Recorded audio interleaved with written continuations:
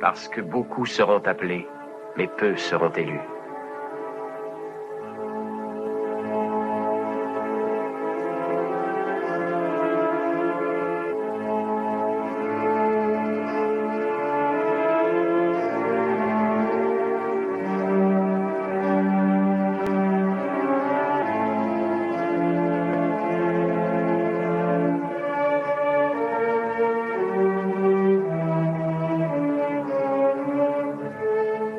Maître, toi qui t'exprimes en toute sincérité, car tu enseignes la voie de Dieu toujours avec franchise, sans te soucier de qui que ce soit, ne prêtant aucune attention à la condition des hommes, à cette question, quelle sera ta réponse?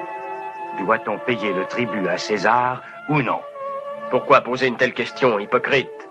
Montrez-moi la monnaie du tribut. De qui est l'effigie de cette monnaie et sa légende? De César. Rendez donc à César ce qui est à César, et à Dieu ce qui est à Dieu.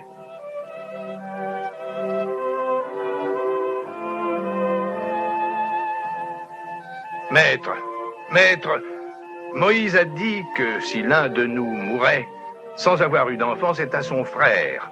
C'est à son frère alors d'épouser la veuve, et ainsi il susciterait une postérité légale à son frère aîné. Or, il y avait parmi nous 7 frères. Le premier qui s'était marié mourut, et sans avoir eu d'enfant.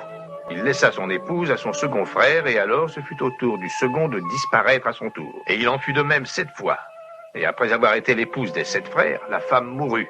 À la résurrection, de quel frère, car ils ont été 7, sera-t-elle l'épouse? Vous êtes dans l'erreur. Peut-on à ce point ignorer les Écritures et la puissance de Dieu? À la résurrection, en effet, on ne prend ni époux, ni épouse. Ils seront tous comme des anges dans le ciel. Et s'il faut parler de la résurrection des morts, je dois vous citer les paroles de Dieu que voici.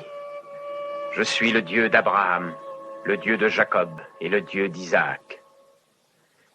Il n'a jamais été le Dieu des morts, mais des vivants.